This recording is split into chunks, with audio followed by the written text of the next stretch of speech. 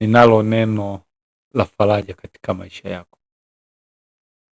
Neno lenyewe ni kwamba Yesu ni njia katika maisha yako.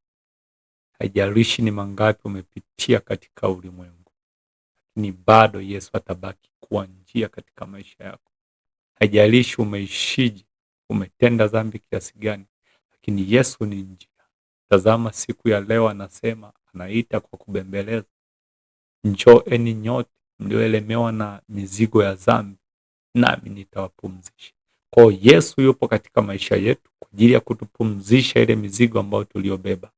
Zile madhabahu za ukoo ulizobebeshwa, zile dhambi zote ulizobebeshwa, Yesu yupo hapa kwa ajili ya kutua dhambi zako ulizonazo.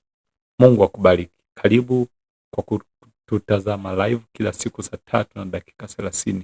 Ni Lucas Media TV, YouTube na TikTok. Mungu akijalia, kwa kadri Mungu atakavyotupa neema na kibali. Barikiwe sana.